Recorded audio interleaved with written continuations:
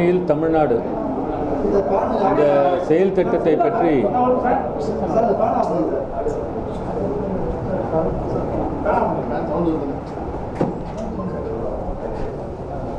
Sir ஆரம்பிக்கலாமா?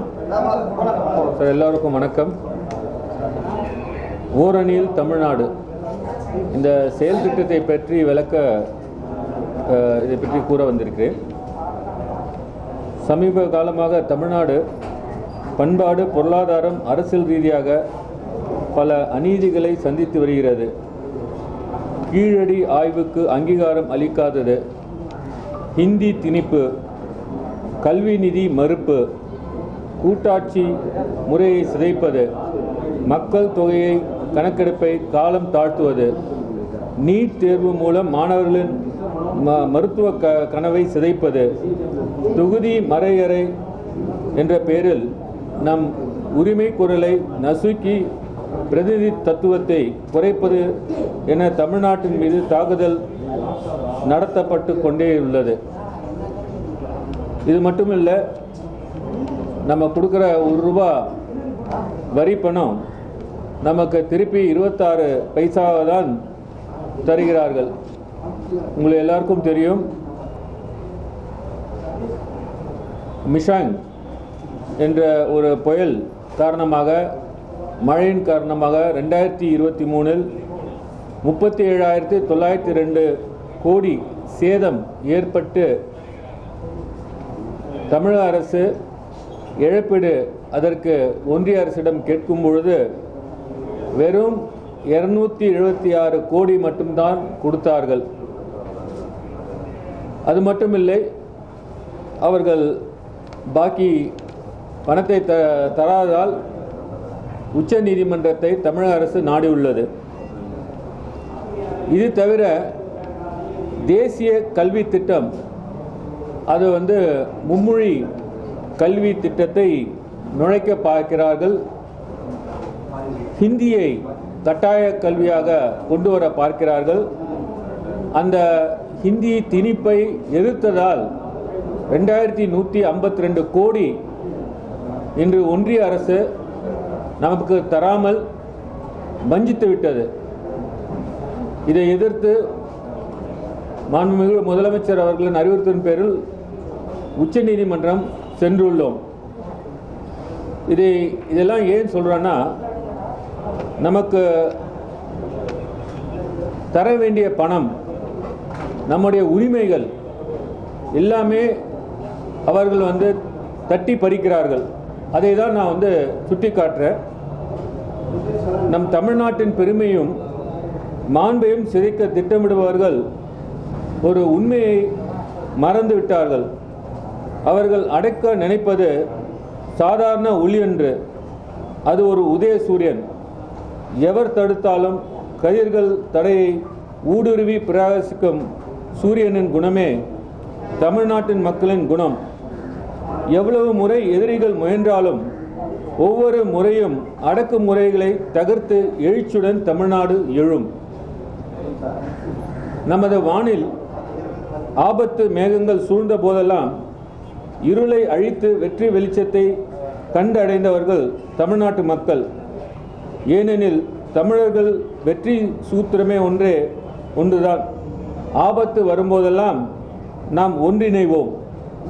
நமது எதிர்பார்ப்பின் பலம் ஒருபோதும் குன்றியதில்லை. அச்சுறுத்தப்படுத்தும் போது நாம் ஒன்றுபடுகிறோம். ஒடுக்கப்படும் போது நாம் வீறு கொண்டு எழுகிறோம். இதோ இப்பொழுது தமிழ்நாடு மீண்டும் ஒருமுறை ஒன்றாய் ஓரணியில் திரண்டு நமது மண், மொழி, மானம் மீது தொடுக்கப்படும் போருக்கு எதிராக போராடி வெல்ல தயாராகிறது. இந்த ஓரணியில் தமிழ்நாடுடைய நோக்கமே மண், மொழி, மானம், இது மூன்றும் நாம் காக்க ஓரணியில் திரள வேண்டும் என்பதுதான். ஆயிரக்கணக்கான ஆண்டுகளாக நாம் கட்டி காத்து வந்த நமது மண்ணின் பெருமை இப்பொழுது நமது இளைஞர்களின் கையில் உள்ளது. நமது முன்னோடிகள் நமக்காக போராடியது எல்லாம் எதற்காக? வெறுமனே நாம் உயிர் வாழ்வதா? இல்லவே இல்லை. நாம் தலை நிமிர்ந்து சுயமரியாதை உணர்வோடு பெருமையுடன் வாழவே அவர்கள் போராடினர். இன்றைக்கி பாருங்கள், நம்மளுடைய சரித்திரத்தை கீழடி அந்த ஆய்வுக்கு அங்கீகாரம் கொடுக்காமல் இருக்கிறார்கள். அந்த கீழடி ஆய்வுக்கு அந்த ரிப்போர்ட்டை தயார் செய்தவர் இன்று தூக்கி எறியப்படுகிறார். நம்மளுடைய இந்த கீழடி ஆய்வுக்கு நம்மளுடைய கலாச்சாரம், நம்மளுடைய எவ்வளோ வருடங்களாக இந்த தமிழர் பண்பாடு இருந்து வருகிறது, தமிழர்கள் எவ்வளோ ஆண்டுகளாக இருந்து வருகிறார்கள், அதை கூட மற்ற மாநிலங்களுக்கு ஏன் வெளிநாடுக்கு தெரியக்கூடாது என்று நினைக்கிறார்கள். அந்த அளவுக்கு இவர்கள் தமிழ்நாடு மீது ஒரு வெறுப்பை கொண்டுள்ளார்கள். இது மீளாத வெறுப்பாக இருக்கிறது. இன்று அந்த போராட்டத்தை முன்னெடுப்பது நமது ஒவ்வொரு கடமை ஆகும். நமது குழந்தைகளுக்காகவும் இனி வரவிருக்கும் நமது தலைமுறைக்காகவும் நாம் ஒன்றுபடுவோம். எந்த சக்தியாலும் வெல்ல முடியாத, எந்த கூட்டத்திலும் உடைக்க முடியாத, எந்த வல்லமையாலும் தகர்க்க முடியாத மலை போல் எழுவோம். நாம் ஒன்றாக ஓரணியில் நின்றால் நம்மை வீழ்த்த எவராலும் முடியாது. இதுவே ஓரணியில் தமிழ்நாடு முன்னெடுப்பு. உங்களுக்கு எங்களுடைய இந்த நோக்கமே எல்லோரும் ஓரணியில் திரள வேண்டும், எல்லோரும் ஒன்றாக இணைய வேண்டும், இணைந்து போராட வேண்டும் என்பதுதான் இதன் நோக்கமே. வடக்கில் பழவேற்காடு முதல் தெற்கில் கன்னியாகுமரி வரை, மேற்கில் ஆனைக்கட்டி முதல் கிழக்கில் நாகப்பட்டினம் வரை ஜாதி, மதம், அரசியல் சார்பு ஆகியவற்றை கடந்து ஓரணியில் நிற்கிறது தமிழ்நாடு. இது வெறும் பிரச்சாரம் அல்ல. தமிழ்நாடு அதன் மண், மொழி, மானம் ஆகியவற்றை பாதுகாக்க ஒன்றிணைந்து போராடி வெல்வதற்காக மாபெரும் முன்னெடுப்பு. இப்போ எங்களுடைய இலக்கு பார்த்திங்கன்னா, அந்த 45 நாட்களில் 68,000 வாக்குச்சாவடி முகவர்கள் அவர்கள் மூலமாக 2 கோடி குடும்பங்கள், அவர்கள் 100% அவர்களில் 1 கோடி குடும்பங்களை அட்லீஸ்ட் பதிவு செய்ய வேணும். இந்த 2 கோடி உறுப்பினர்கள் சேர்க்கையும் அவர்கள் இதில் சேர்க்க வேண்டும் என்பது எங்களுடைய இலக்கு. 30% உறுப்பினர்கள் அனைத்து வாக்கு சாவடிகளும் இணைக்க வேண்டும். இதுதான் இந்த இலக்கு. இந்த ஓரணியில் தமிழ்நாடு என்ற முன்னெடுப்பின் மூலம் தமிழ்நாடு அனைத்து குடும்பங்களும் ஒரு குடையின் கீழ் ஒன்றாய் நாம் தமிழ்நாட்டின் மண், மொழி, மானம் காக்க ஒன்றிணைவார்கள். இந்த பரப்புரை மூலம் திமுக உறுப்பினர்கள் அனைவரும் தமிழ்நாட்டின் அனைத்து 100% குடும்பங்களை நேரில் சந்தித்து, இதோடைய நோக்கம் என்னன்னா, போய் அவர்களை சேர்த்தல், உறுப்பினர் சேர்த்தல் அல்ல, அந்த குடும்பங்களை 100% குடும்பங்களை நேரடியாக சென்று அவர்கள் சந்திக்க வேண்டும். ஓரணியில் தமிழ்நாடு இயக்கத்தில் பங்கேற்குமாறு வேண்டுகோள் விடுப்பார்.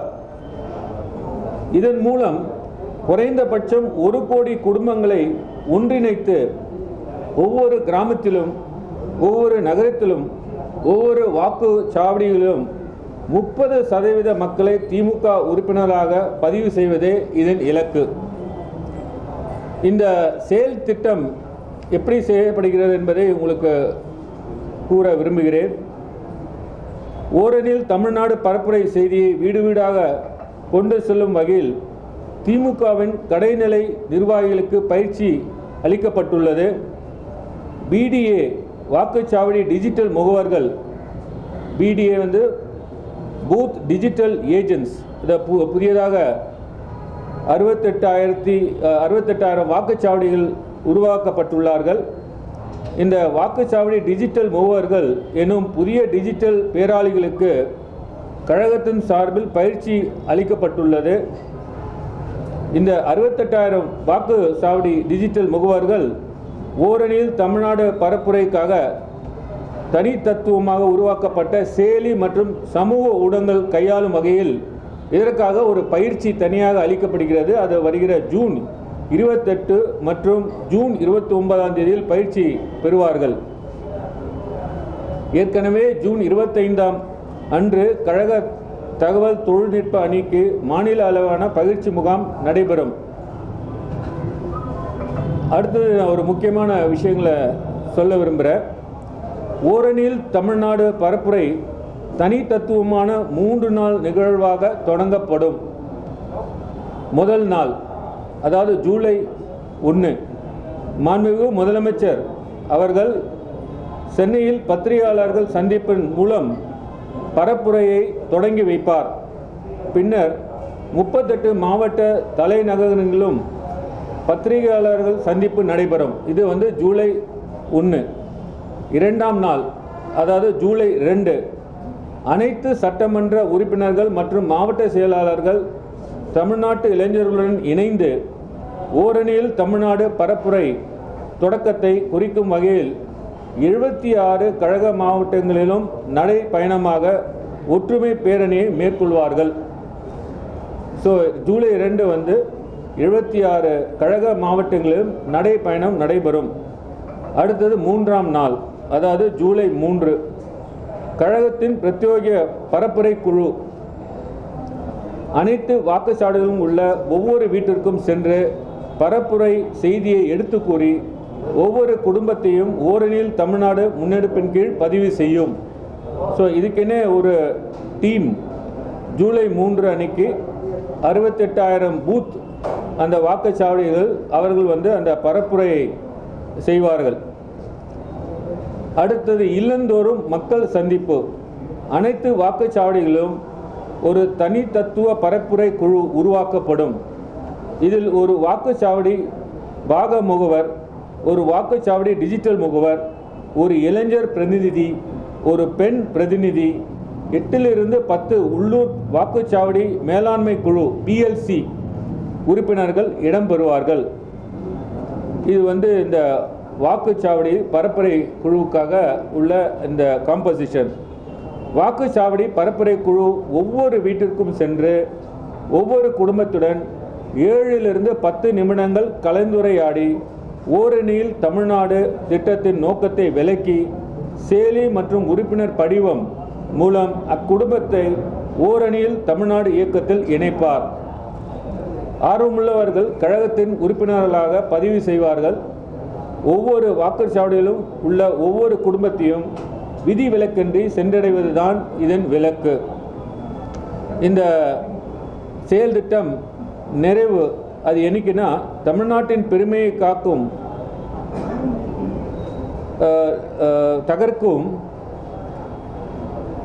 நயவஞ்சிக சக்திகளுக்கு எதிராக ஓரணியில் தமிழ்நாடு பரப்புரை கீழ் 1 கோடி குடும்பங்கள் ஒன்றிணைந்து போராடுவதை குறிக்கும் வகையில் ஒவ்வொரு சட்டமன்ற தொகுதி மற்றும் அனைத்து மாவட்டங்களிலும் ஓரணியில் தமிழ்நாடு கூட்டங்கள் நடைபெறும். ஆகஸ்ட் 11 அன்று ஓரணியில் தமிழ்நாடு பரப்புரை நிறைவடையும். இதன் குறிக்கோள் ஏற்கனவே உங்களுக்கு சொல்லிட்டேன். இதன் குறிக்கோள் எல்லாருமே ஓரணியில் ஒன்றுபட வைப்பது தான். இன்னைக்கு தமிழ்நாடை கைப்பற்ற பார்க்கிறார்கள். தமிழ்நாடை எப்படியாவது ஏற்கனவே வஞ்சித்து விட்டார்கள். அவர்கள் தமிழ்நாடு வளர்வதை பிடிக்கவில்லை. கீழடி முதல் கல்விக்கு உண்டான நிதிகள் இருந்து எந்த ஒரு மக்கள் திட்டம் இருந்தாலும் சரி, தமிழ்நாட்டை வஞ்சிப்பதே குறிக்கோளாக கொண்டு இன்னைக்கு தமிழே பேச தெரியாதவர்கள் தமிழ்நாட்டை ஆள டெல்லியிலிருந்து ஆள நினைக்கிறார்கள். இதை தடுப்பது தான், இதை எல்லோரும் ஒன்றிணைப்பது தான், ஒரே அணியில் கொண்டு வருவது தான் இந்த செயல் திட்டத்தின் நோக்கமாகும். ஆகவே இதை நான் கூறியபடி 45 நாட்களில் செய்து முடிக்க இந்த செயல் திட்டத்தை தயாரிக்கப்பட்டுள்ளது. 2152 கோடி ஸ்கூல் எஜுகேஷனுக்கு நீங்கள் வந்து கேஸ் போடுறோம் பேசுகிறோம்னு சொல்கிறீங்க. பட் அது என்ன நிலைமையில் இருக்குது? ஏன்னா இந்த வாட்டி கட்டாய கல்வி உரிமை சட்டத்தில் வந்து மாணவர்கள் சேர்க்கை நடக்கலை. ஸோ இந்த ஸ்டேட் ஃபண்டில் இருந்து இந்த ஸ்டூடெண்ட்ஸ்க்கான கல்வியை தொடர வாய்ப்பு இருக்கா, இல்லை இந்த ஆண்டு அதுக்கு வாய்ப்பே இல்லையா? நல்லா கேள்வி கேட்டீங்க. 2152 கோடி, அந்த 2152 கோடியில் ரைட் டு எஜுகேஷன் உடைய காம்பனண்ட் இருக்கிறது. அந்த ரைட் டு எஜுகேஷன் காம்பனண்ட்டை வந்து கடந்த 2-3 ஆண்டுகளாக அவர்கள் தரவில்லை. இருப்பினும் தமிழக அரசு அவர்கள் வந்து அவங்களுடைய அந்த 60% காம்பனண்ட்டை தமிழக அரசு கொடுத்து விட்டது. இவர்கள் ஒன்றிய அரசு கொடுக்காமல் வஞ்சித்து வருகிறார்கள். நீங்கள் வந்து ரைட் டு எஜுகேஷன் சட்டத்தை பார்த்தீர்கள் என்றால் செக்ஷன் 7 பிரகாரம் ஒன்றிய அரசு அவர்கள் முன்னாடியே அட்வான்ஸாக கொடுக்க வேண்டும் அந்த பணத்தை. ஆனால் ஒன்றிய அரசு 2 வருடங்களாக கொடுக்காமல் வஞ்சித்து வருகிறது. ஆகவே தான் இதை எதிர்த்து உச்சநீதிமன்றத்தில் வழக்கு தொடர்ந்துள்ளோம். அந்த வழக்கு விசாரணை வெகு விரைவில் வருவோம். இந்த ஆண்டு அப்போ அந்த ரைட் டு எஜுகேஷனுக்கான வாய்ப்பு இல்லை. அந்த வழக்கில் ஒன்றிய அரசு வந்து இந்த பணத்தை வந்து கொடுக்க வேண்டும் என்று ஒரு மனு செய்து உள்ளோம். நீங்கள் அந்த மனு பார்த்தீங்களா? அது இருக்கு. இல்லை, வாய்ப்பு வரும். அந்த மனுவில் கோரப்பட்டுள்ளது. வாய்ப்பு வருவதற்காக நீதிமன்றத்தில் அணுகியுள்ளோம். நிறைய பேரண்ட்ஸ்க்கு என்ன டவுட்னா, நம்ம கொண்டு போய் சேர்த்துருவோம், அப்புறமா கவர்மெண்ட் வந்து ஸ்கூலுக்கு பணம் கொடுத்துருவாங்க. நீங்கள் அந்த பெட்டிஷனை நீங்கள் பார்க்கல, சரியா? பார்த்தீங்கன்னா உங்களுக்கு தெரியும். அடுத்ததுக்கு தமிழ்நாட்டில் வந்து ஸ்கூட்டனி ஆட்சி தான் அவங்க அமையணும், அதில் வந்து பாஜகவோட பங்கு இருக்கும். அதுதான் இப்போ டெல்லியிலேருந்து ஆள நினைக்கிறார்கள். இப்போ தமிழ்நாடு, தமிழர்கள், தமிழ் மக்கள் அவருடைய நலனை வந்து இவங்களுக்கு கருத்தில் கொள்ளவே இல்லை. நான் சொன்ன ஏற்கனவே ₹1 நம்ம வந்து பணம் கொடுக்குறோம். இன்றைக்கி எவ்வளோ கொடுக்குறாங்க? 26 பைசா தான் கொடுக்குறாங்க. அந்த 26 பைசா கூட பாருங்கள். நான் சொன்ன ஏற்கனவே 37,000 கோடி அந்த மிஷன் ஃப்ளட் வந்தது, புயல் வந்தது, ஃப்ளட்டும் வந்தது 2023. பணம் கேட்டு அவர்களுக்கு கடிதம் எழுதி வழக்கும் தொடர்ந்துள்ளோம். அதன் பிறகு 276 கோடி கொடுத்துள்ளார்கள். நீங்கள் எந்த ஸ்கீம் எடுத்துக்கங்க, மெட்ரோ ரயில் ஸ்கீம் எடுத்துக்கங்க, எதுவுமே வந்து உடனே கொடுக்கறது கிடையாது. அதுக்கு போராட வேண்டுமா இருக்குது. ஏன் கல்வி இப்போ அவர் கேட்டார், அவர் இந்த பணத்தை ஏன் அவங்க கொடுக்கல? அதுக்கு என்ன பதில்? இப்போ அவரே கேட்குற, ஒரு நிருபர் கேட்குறாரு, இந்த பணம் உங்களுக்கு தர வேண்டியதாச்சே, அவங்க ஏன் கொடுக்கலன்னு நீங்கள் கேட்டிங்களா? அமித்ஷா இங்கே வந்தார், நீங்கள் கேட்டிங்களா? யாராவது ஏங்க கொடுக்கல, பணம் கொடுக்கலன்னு யாராவது கேட்டிங்களா? அது வந்து சட்டத்தில் இருக்கிறது. தர வேண்டும் என்று நீதிமன்றத்தில் வழக்கு தொடர்ந்துள்ளோம். இது சம்பந்தமாக கடிதங்களும் எழுதியுள்ளோம். நாடாளுமன்றத்தில் கேள்வியும் கேட்டுள்ளோம். தமிழ்நாட்டில் போதைப் பொருள் அதிகமாகிடுச்சு, சட்ட ஒழுங்கு சீர்கேடு, இதெல்லாம் மறைக்கதான் திமுக தொடர்ச்சியாக பாஜக மேலே குற்றச்சாட்டு அமைச்சர். அதாவதுங்க, மக்களுக்கு இதெல்லாம் தெரியும் அப்படின்னு. அதாவதுங்க, நீங்கள் மக்களுக்கு என்ன முக்கியமாக வர வேண்டிய விஷயங்கள் என்ன? மக்களுக்கு வந்து வெல்ஃபேர் ஸ்கீம்ஸ்க்காக பணம் வர வேண்டியது இருக்குது, கல்விக்கு உண்டான பணம் கொடுக்க வேண்டியது இருக்குது. அதே போல் இந்த ஃப்ளட்டு சமயத்தில் வந்து கொடுக்க வேண்டிய அந்த பணம் கொடுக்காமல் இருக்கிறது. இவ்வளவும் வந்து இவர்கள் மேலே வந்து அழுக்கை வைத்து கொண்டு தேவையில்லாமல் இப்போ வந்து நீங்கள் குஜராத்தில் போர்ட்டில் இவ்வளோ கிலோ ஆஃப் கொக்கைன்லாம் பிடிச்சிருக்காங்க. நீங்கள் அதுக்கு என்ன பதில்? அவங்களுடைய பதில் என்ன? நீங்கள் போய் பாருங்கள். குஜராத்தில் போர்ட்டில் எவ்வளோ கைப்பற்றி இருக்கிறார்கள். இது ரெகுலராக இது வந்து அதுதான் தமிழக அரசு வந்து அதற்கு உண்டான விஷயங்கள், அதற்கு உண்டான நடவடிக்கைகள் எடுத்து வருகிறார்கள். இதை வந்து அவர்கள் வேண்டுமென்றே அவர்கள் மேலே உள்ள அந்த அவங்க செய்யாத தமிழக மக்களுக்கு அவர்கள் செய்திருக்கும் துரோகத்தை மறைப்பதற்காக தான் இந்த விஷயங்கள் எல்லாம் பேசி வருகிறார்கள். தமிழகத்தில் கொலை தினமும் நடக்குது, சாலைகளே வெட்டப்படுறாங்க. இதை மறுக்க முடியுமா சார்? அதை தடுக்கிறதுக்கு அரசியல் நடவடிக்கை. தினந்தோறும் கொலைகள் வந்து ஒரு நியூஸ் பேப்பர் எடுத்தால் அட்லீஸ்ட் ஒரு நாளைக்கு 10 கொலை நடக்கிறதா செய்தி. நீங்கள் வந்து எல்லா மாநிலத்திலும் என்னென்ன நடக்குது நீங்கள் பாருங்கள், ஒரு டேட்டா எடுத்து பாருங்கள். தமிழ்நாடுடைய லா அண்ட் ஆர்டர் டாப் கிளாஸில் இருக்குங்க. நீங்கள் தயவு செஞ்சு மற்ற மாநிலத்தை எடுத்து கம்பேர் பண்ணீங்களா? நீங்கள் வந்து கேட்குறீங்களே, மற்ற மாநிலங்களை எடுத்து கம்பேர் பண்ணீங்களா? யூபி பார்த்தீங்களாங்க? நீங்கள் உத்தரப்பிரதேஷ் பார்த்தீங்களா? குறைந்த இல்லைங்க. நான் சொல்கிறேன், நான் சொல்கிறத கேளுங்க. அதுக்காக வந்து லா அண்ட் ஆர்டர் ப்ராப்ளம் எவ்வளோ சிறப்பாக செயல்படுகிறது என்பதை நீங்கள் பார்க்க வேண்டும். நீங்கள் வந்து அதுக்கு அப்ரிஷியேட் பண்ண வேண்டும். நீங்கள் வந்து அதை அப்ரிஷியேட் பண்ணீங்கன்னா உங்களுக்கு புரியும். நன்றி, வணக்கம். ஓரணியில் தமிழ்நாடு அப்படிங்கிறதுனால ஏதாவது ஒரு சேஞ்ச் வரும்னு நினைக்கிறேன். நிச்சயமாக வருங்க. நீங்கள் வந்து உங்களுடைய மண்ணை காக்க வேண்டும், உங்களுடைய மொழியை காக்க வேண்டும். நீங்கள் வந்து இந்த நேரத்தில் மானத்தையும் காக்கணும். மண்ணு மட்டும் இல்லை, மொழி மட்டும் இல்லை, மானத்தையும் காக்கணும்னா நம்ம இருந்து பயன் இல்லை. இது வந்து ஒரு போர் மாதிரி தான் நம்ம பார்க்க வேண்டியதாக இருக்கிறது. ஏன்னா அவர்கள் வந்து நம்ம தமிழ்நாட்டில் எல்லாத்தையும் சுரண்டி விட்டார்கள். இன்னைக்கு நம்மளுடைய தமிழர்கள் ஐடென்டிட்டியே அழிக்க பார்க்கிறார்கள். நீங்கள் ஏன் வந்து கீழடி, ஒரே எக்ஸாம்பிளுங்க, கீழடி ஏன் வந்து இன்னைக்கு அதை மறைக்க பார்க்கிறார்கள்? ஏன்னா ஏற்கனவே நம்ம தமிழ்நாடு வந்து நல்ல பேர் இருக்கிறது, என்டையர் கண்ட்ரியில் சிறப்பாக செயல்பட்டு கொண்டிருக்கிறது. அவர்களால் தாங்க முடியவில்லை. இந்த நேமை வந்து அவங்க எப்படியாவது எரேஸ் பண்ணணும். இதுதான் அவங்களுடைய இன்டென்ஷன். தமிழ் வந்து ஒரு தொன்மையான மொழி அப்படின்னு